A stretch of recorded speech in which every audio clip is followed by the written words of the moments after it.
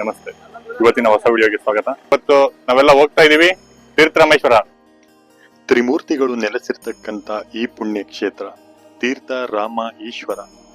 ತೀರ್ಥರಾಮೇಶ್ವರಕ್ಕೆ ಈ ಹೆಸರು ಬರಲು ಕಾರಣವೇ? ದಾವಣಗೆರೆ ಜಿಲ್ಲೆ ನ್ಯಾಮತಿ ತಾಲೂಕು ಬೆಳಗುತ್ತಿ ಗ್ರಾಮದ ಹತ್ತಿರ ಇರುವ ಈ ಪುಣ್ಯ ಕ್ಷೇತ್ರದ ವಿಶೇಷತೆಗಳನ್ನು ತಿಳಿಸುವ ಪ್ರಯತ್ನ ಈ ವಿಡಿಯೋದಲ್ಲಿ ಮಾಡಿದ್ದೀವಿ. ವಿಡಿಯೋ ಪೂರ್ತಿ ನೋಡಿ. ಈ ಪುಣ್ಯ ಕ್ಷೇತ್ರವು ದಾವಣಗೆರೆಯಿಂದ 67 ಕಿಲೋಮೀಟರ್, ಶಿವಮೊಗ್ಗದಿಂದ 35.8 ಕಿಲೋಮೀಟರ್ ಮತ್ತು ಹೊನ್ನಾಳಿಯಿಂದ 22 ಕಿಲೋಮೀಟರ್ ದೂರದಲ್ಲಿದೆ.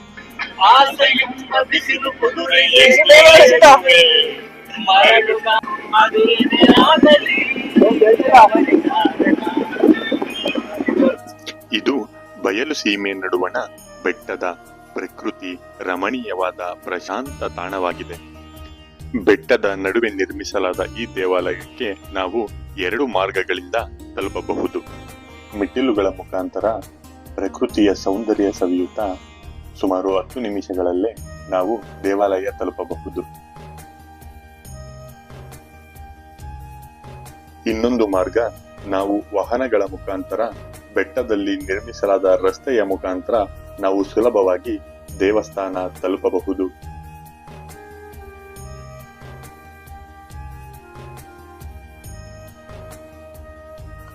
ಈ ದೇವಾಲಯವು ಸುಮಾರು 11ನೇ ಶತಮಾನದಲ್ಲಿ ನಿರ್ಮಿಸಲಾಗಿದೆ ಎಂದು ಹೇಳಲಾಗುತ್ತದೆ.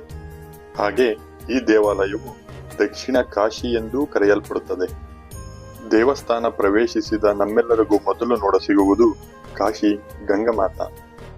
ತ್ರೇತಾಯುಗದಲ್ಲಿ ಶ್ರೀರಾಮನು ತನ್ನ 14 ವರ್ಷಗಳ ವನವಾಸ ಸಂದರ್ಭದಲ್ಲಿ ಈ ಪುಣ್ಯಕ್ಷೇತ್ರಕ್ಕೂ ಬಂದು ಹೋಗಿದ್ದನೆಂಬ ಪ್ರತೀತಿ. ವನವಾಸ ಸಂದರ್ಭದಲ್ಲಿ ಸೀತಾಮಾತೆಯ ಬಾಯಾರಿಕೆಯನ್ನು ತಣಿಸಲು ಶ್ರೀರಾಮನು ಕಾಶಿಯ ಗಂಗೆಯನ್ನೇ ಈ ಕ್ಷೇತ್ರಕ್ಕೆ ತಂದಿರಿಸಿದ್ದನೆಂಬ ಪ್ರತೀತಿ ಇದೆ. ಇಲ್ಲಿರುವ ನೀರಿನ ಕುಂಡ ಅಂದರೆ ಈ ಪುಣ್ಯ ತೀರ್ಥವು ಎಲ್ಲಾ ಋತುಮಾನಗಳಲ್ಲೂ ತುಂಬಿರುತ್ತದೆ. ಈ ಪುಣ್ಯ ತೀರ್ಥದಲ್ಲಿ ಸ್ನಾನ ಮಾಡಿದರೆ ಕಾಶಿಯಲ್ಲಿ ಗಂಗಾ ನದಿ ಸ್ನಾನ ಮಾಡಿದಷ್ಟೇ ಪುಣ್ಯ ಬರುವುದು ಎಂಬ ಪ್ರತೀತಿ ಕೂಡ ಇದೆ. ಈ ಪುಣ್ಯ ತೀರ್ಥವು ವರ್ಷವಿಡೀ ಹರಿದರೂ ಇದು ತುಂಬಿ ತುಳುಕದಿರುವುದು ಇಲ್ಲಿನ ಪ್ರತೀತಿ. ಪುಣ್ಯ ಸ್ನಾನ ಮಾಡಿದ ನಂತರ ಲಿಂಗ ರೂಪಿಯಾಗಿ ಕಂಗೊಳಿಸುವ ತೀರ್ಥರಾಮೇಶ್ವರನ ದರ್ಶನ ಪಡೆಯಬಹುದು. ಅದಕ್ಕೆ ಹೊಂದಿಕೊಂಡಿರುವ ಕಾಶಿ ವಿಶ್ವನಾಥನ ದರ್ಶನವನ್ನು ನೀವು ಪಡೆಯಬಹುದು. ವನವಾಸ ಸಮಯದಲ್ಲಿ ಸೀತೆಯು ಶಿವನನ್ನು ಪೂಜಿಸಲು ಬಯಸಿದಾಗ ಶ್ರೀರಾಮನು ಸ್ವಯಂ ಪ್ರೇರಿತವಾಗಿ ಈ ಲಿಂಗವನ್ನು ಸೃಷ್ಟಿಸಿದನೆಂಬ ನಂಬಿಕೆ ಇದೆ. ಇಲ್ಲಿನ ಇನ್ನೊಂದು ವಿಶೇಷತೆ ಚತುರ್ಮುಖ ಬ್ರಹ್ಮ. ಭಾರತದಲ್ಲಿ ಸಾಮಾನ್ಯವಾಗಿ ಬ್ರಹ್ಮನನ್ನು ಪೂಜಿಸುವುದು ಕಾಣುವುದಿಲ್ಲ. ಆದರೆ ಈ ದೇವಸ್ಥಾನದಲ್ಲಿ ಬ್ರಹ್ಮ, ವಿಷ್ಣು, ಮಹೇಶ್ವರರನ್ನು ಪೂಜಿಸುವುದು ವಿಶೇಷತೆಯಾಗಿದೆ. ಮತ್ತು ಇಲ್ಲಿನ ತೀರ್ಥವು ಶುದ್ಧವಾಗಿದ್ದು ಅನೇಕ ರೋಗಗಳನ್ನು ಗುಣಪಡಿಸುವ ಶಕ್ತಿ ಇದೆ ಎಂದು ನಂಬಲಾಗುತ್ತದೆ. ಇನ್ನಷ್ಟು ದೇವಸ್ಥಾನದ ವಿಶೇಷತೆಗಳನ್ನು ದೇವಸ್ಥಾನದ ಅರ್ಚಕರು ಹಾಗೂ ಭಕ್ತಾದಿಗಳೊಂದಿಗೆ ಕೇಳಿ ತಿಳಿಯೋಣ. ಏನ್ ಹೇಳ್ತಾರೆ ಅಂದ್ರೆ, ಸುಮಾರು 106 ವರ್ಷದ ಹಿಂದಿನ ಯಜಮಾನರು ಹೇಳಿರ್ತಕ್ಕಂಥ ಮಾತು ಸರ್ ಇದು. ಸೀತಾದೇವಿ ಮತ್ತು ಶ್ರೀರಾಮ್ ದೇವರು ಅವರೇನು 14 ವರ್ಷ ವನವಾಸ ಮಾಡಿಲ್ಲ, ಆ ವನವಾಸ ಕಾಲದಲ್ಲಿ ಈ ಜಾಗಕ್ಕೆ ಬಂದರು ಅಂತ ಹೇಳ್ತಾರೆ. ಇಲ್ಲಿ ಬಂದ ಸೀತಾದೇವಿ ನೀರು ಕುಡಿಬೇಕು ಅಂತ ಹೇಳಿ ಬಾಯಲ್ಲಿ ಕೇಳ್ತಂತೇಳಿ ನೀರು ಕೇಳಿದಂತೆ, ಕೇಳಿದಾಗ ಎಲ್ಲಿಂದ ಬಂದರೆ ಕುಡಿತೀಯ ಅಂತ ಹೇಳಿ ಅವನು ಶ್ರೀರಾಮ್ ದೇವರು ಕೇಳಿದಂಗೆ, ನನಗೆ ಕಾಶಿಂದ ಬರಂಗ್ ಮಾಡ್ರಿ ಅಂತಂದು ಕೇಳಿದಂತ್ರಿ. ಅವಾಗ ಬಾಣ ಹೊಡೆದು ಕಾಶಿಂದ ಆ ಕಡೆ ತಂದ ಅಂತ ನೀರು ಕುಡಿದ್ರು, ಸ್ನಾನ ಮಾಡಿದ್ರು. ಸ್ನಾನ ಮಾಡಿದ ಮಾವಂತರ ಮನುಷ್ಯಗಳಂತೆಲ್ಲ ಸಂತೋಷದಂಗ ಬರ್ತು, ನಾನೊಂದು ಪೂಜೆ ಮಾಡ್ಬೇಕ್ರಿ, ನನಗೊಂದು ಲಿಂಗೋದ್ಭವ ಮೂರ್ತಿ ಸೃಷ್ಟಿ ಮಾಡ್ಕೊಡಿ ಅಂತ ಕೇಳಿದಂತೆ. ಆವಾಗ ಒಳಗಡೆ ಇರ್ತಕ್ಕಂಥ ಲಿಂಗುನ ಅವನು ಶ್ರೀರಾಮ ದೇವರ ಉದ್ಭವ ಮೂರ್ತಿ ಸೃಷ್ಟಿ ಮಾಡಿದಂತ್ರಿ. ಆವಾಗ ನೀವು ಪೂಜೆ ಮಾಡ್ಕೊಂಡ್ರು, ಕಾವ್ಯ ಮತ್ತು ವನವಾಸಕ್ಕೆ ಪೂಜೆ ಮುಗಿಸ್ಕೊಂಡು ಕಾವ್ಯ ಮತ್ತು ವನವಾಸಕ್ಕೆ ಹೋದ್ರು ಅಂತೇಳಿ ಹೇಳ್ತಾರೆ. ಅದಕ್ಕೆ ತೀರ್ಥ ರಾಮ ಈಶ್ವರ, ತೀರ್ಥರಾಮೇಶ್ವರ ಅಂತ ಹೇಳ್ತಾರೆ. ಆಮೇಲೆ ಇನ್ನೊಂದು ಹೇಳ್ತಾರೆ, ಯಾರೋ ಒಬ್ಬ ಸ್ವಾಮಿಗಳು ಕಾಶಿ ನದಿಯಲ್ಲಿ ಸ್ನಾನ ಮಾಡ್ತಿದ್ರು ಅಂತ. ಅವ್ರು ಮಾಡ್ತಾ ಇರ್ಬೇಕಾದ್ರೆ ಅವ್ರೊಂದು ಬೆತ್ತ ಯಾವ ರೀತಿ ಕರ್ಕೊಂಡು ಸ್ನಾನ ಮಾಡ್ಕೊಂತ ಸ್ವಾಮಿಯರಿಗೇನು ಗೊತ್ತಿಲ್ಲ. ಸ್ನಾನ ಶಿಲ್ಪಜಲ ಆತು, ಹಳ್ಳಿ ಮೇಲೆ ಭಿಕ್ಷಕ್ಕೆ ಅಂತ ಹೊಂಟಾಗ ಅವ್ರು ಇಟ್ಟಂತ ಇದ್ದಾರೆ ಬೆತ್ತ ನೋಡಿದ್ರೆ ಎಲ್ಲಿ ನೋಡೋರು ಬೆತ್ತ ಸಿಗಲಿರಂತೆ. ಅದನ್ನ ಕಳ್ಕೊಂಡು ಸುಮಾರು 8 ವರ್ಷ ಕಾಲ ಹಡ್ಗಳ ಮೇಲೆ ಭಿಕ್ಷೆ ಮಾಡ್ಕೊಂತಾನೆ ಇದ್ರಂತೆ. ಈ ಹಿಂದಿನ ಜನ ಏನು ಪೂಜೆ ನಡೆತಿದ್ರು ಈ ಕೊಳದಲ್ಲಿ ತಿರುತ್ತಂತ ಬೆತ್ತ. ಅದನ್ನು ತಗೊಂಡ್ರು ದಿನಂಪ್ರತಿ ಪೂಜೆ ಅಭಿಷೇಕ ಯಾವ ರೀತಿ ನಡೀತದೆ ದೇವರ ತಂಟು ನಡ್ಸಂತ ಬರ್ತಾ ಇದ್ರು. ಅದು ಹಿಂಗೆ ನಡೀತಾ ಇರ್ಬೇಕಾದ್ರೆ ಕಾಲಾಂತರವಾಗಿ ಯಾರು ನಮ್ಮಂತ ಹೋಗ್ತಾರೆ ಇವಳು ಹಳ್ಳಿ ಮೇಲೆ ಭಿಕ್ಷೆ ಮಾಡ್ಕೊಂತ ಸ್ವಾಮಿ ತಿಳಿಸಿದ್ರು. ಏನು ಸ್ವಾಮಿ ಒಂದು ಕ್ಷೇತ್ರ ನೋಡೋಂಥ ಒಂದು ಜಾಗ ಕಾಸಿಂದ ನೀರು ಬರ್ತೈತೆ ಅಂತ ಹೇಳ್ತಾ ಇದ್ದಾರೆ. ಅವಾಗ ಹಿಂದೆ ಏನಿಲ್ಲ ರೀ, ಬಸ್ಸು ಕಾರು ಏನಿಲ್ಲ.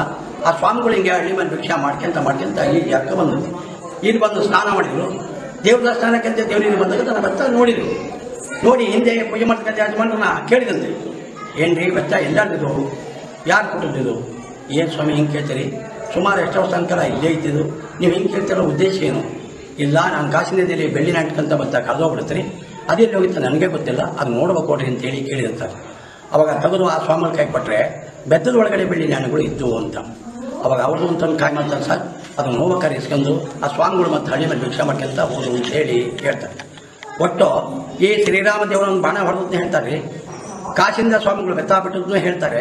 ಅಂದರೆ ಇಂಥ ತಳಿಂದಲೇ ಬರ್ತತಿ, ನಾವೇ ನೋಡಿದ್ದೀವಿ ಅನ್ನೋರು ಯಾರೂ ಇಲ್ಲ. ಸುಮಾರು 150 ಯಜಮಾನರು ನಮಗೆ ಹೇಳ್ದಂಗೆ, ನಾವು ನಿಮಗೆ ಹೇಳ್ದಂಗೆ, ನೀವು ಮತ್ತೊಬ್ಬರಿಗೆ ಹೇಳ್ದಂಗೆ.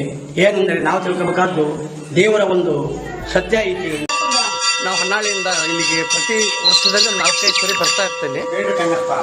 ಈಗ ಇಲ್ಲಿ ಬರಕ್ಕೆ ಹತ್ತಿದ್ಮೇಲೆ ಅನುಕೂಲ ಆಗೈತೆ ವಿನ ಅನಾನುಕೂಲ ಏನೂ ಆಗಿಲ್ಲ.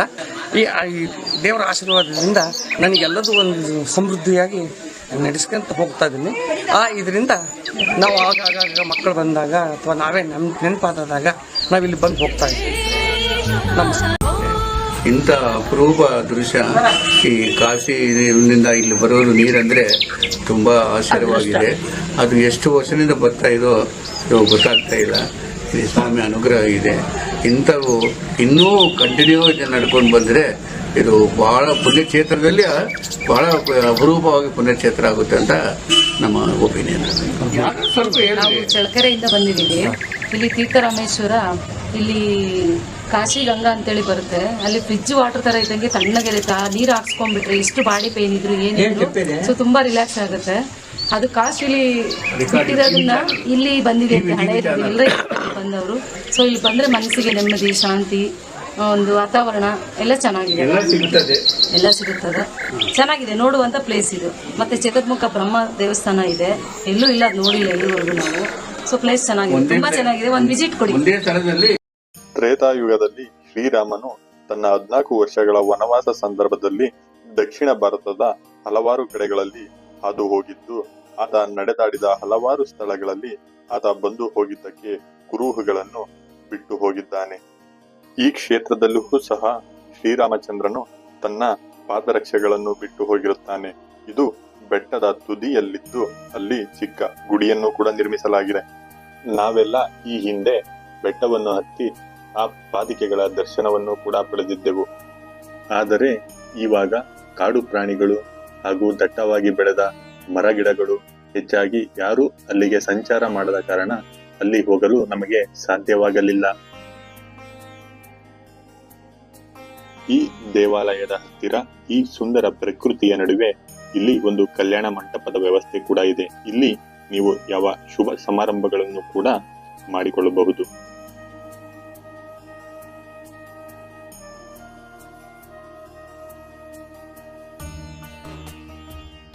ಇಷ್ಟೊಂದು ಸುಂದರವಾದ ದೇವಾಲಯ ಹಾಗೂ ಪ್ರಕೃತಿಯ ಈ ಸೊಬಗಿನಲ್ಲಿ ಬೇಸರದ ಸಂಗತಿ ಏನೆಂದ್ರೆ ಇಲ್ಲಿನ ಅಭಿವೃದ್ಧಿ.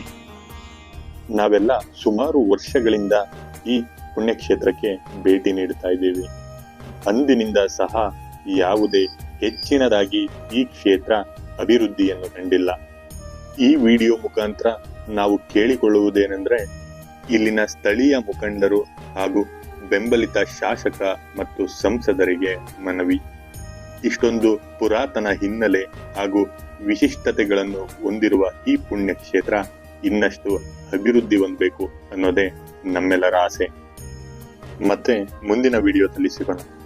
ಯಾರೆಲ್ಲ ಇನ್ನ ನನ್ನ ಯೂಟ್ಯೂಬ್ ಚಾನಲ್ ಸಬ್ಸ್ಕ್ರೈಬ್ ಮಾಡಿಲ್ಲ, ದಯವಿಟ್ಟು ಬಸವ ಕ್ರಿಯೇಷನ್ ಕನ್ನಡ ಯೂಟ್ಯೂಬ್ ಚಾನಲ್ನ ಸಬ್ಸ್ಕ್ರೈಬ್ ಮಾಡಿ ಹಾಗೂ ನಿಮ್ಮ ಸ್ನೇಹಿತರಿಗೂ ಶೇರ್ ಮಾಡಿ. ಧನ್ಯವಾದ.